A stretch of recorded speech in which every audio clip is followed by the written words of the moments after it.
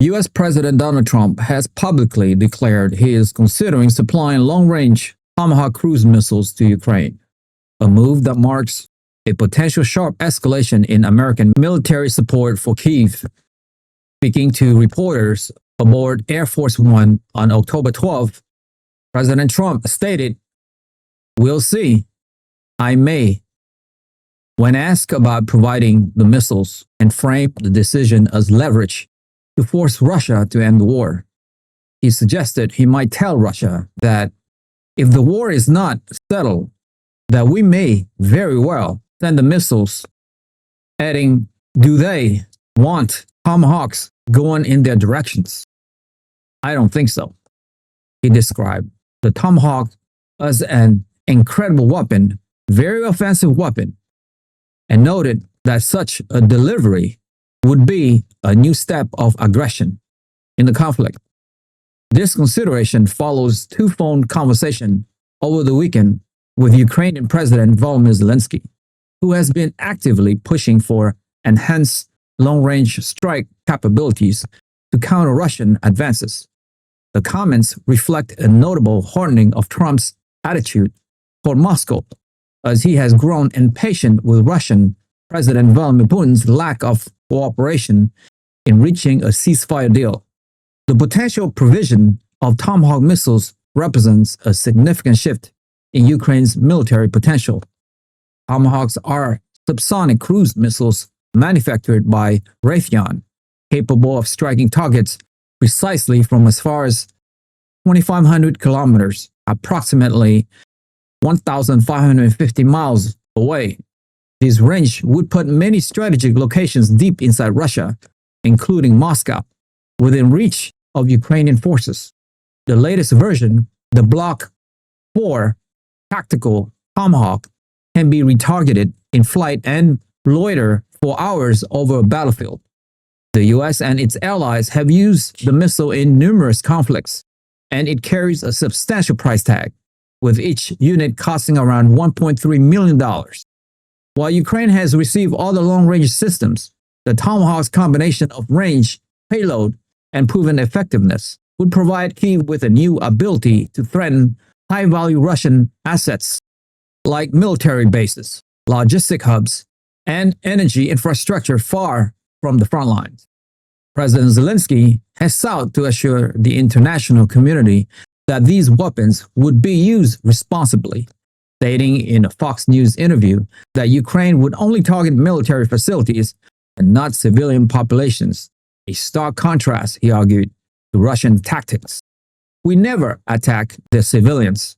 This is the big difference between Ukraine and Russia," Zelenskyy said. Moscow has reacted with severe concern and stark warning to the prospect of the United States sending Tomahawks to Ukraine. Kremlin spokesman Dmitry Peskov stated that the topic is of extreme concern to Russia, and that now is really a very dramatic moment in terms of the fact that tensions are escalating from all sides.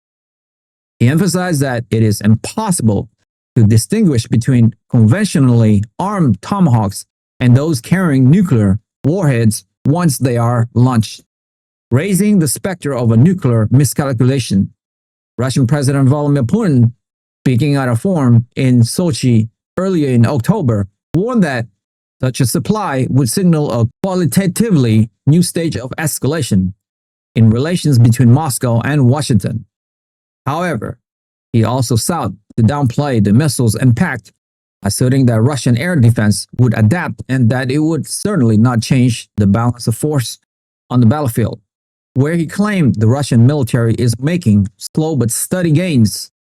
Former Russian President Dmitry Medvedev delivered an even more ominous threat on social media, suggesting that the delivery of these missiles could end badly for everyone, and first of all, for Trump himself. He cryptically added, "How should Russia respond?" Exactly, hinting at a potentially nuclear response. This escalation in rhetoric occurs amidst a brutal intensification of the war on the ground.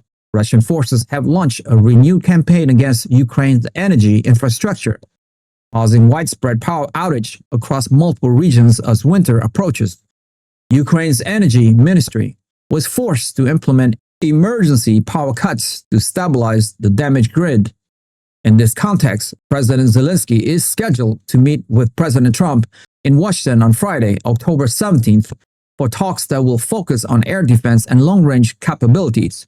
A senior Ukrainian delegation led by Prime Minister Yulia Sviridenko is already in Washington for preparatory talks. Zelenskyy has framed Russia's fear of Tomahawks as a positive sign, stating, "We see and hear that Russia fears the possibility of the United States providing us with Tomahawks. It is a signal that this kind of pressure can be effective in achieving peace." For Trump, the threat of providing these powerful weapons appears to be a tactical tool to pressure Putin into negotiations, leveraging the risk of a dramatic escalation to achieve a settlement in a conflict that has dragged on for years. If you have made it this far, congratulations. You have unlocked the truth. I want to ask you a quick question though. Given President Trump's warning about supplying Tomahawk missiles to Ukraine and Russia's strong reaction, including Medvedev's concern about indistinguishable conventional and nuclear launches, do you believe this aggressive form of Tomahawk diplomacy is a necessary leverage point for peace, or does it dangerously push the world closer to an uncontrollable direct confrontation between major powers? And why? Join the debate. We want to hear your insightful opinion on where this is all heading in our community. Share your thoughts in the comments below. Like the video, hit the notification bell, and most importantly, subscribe. I'll see you guys in the next one.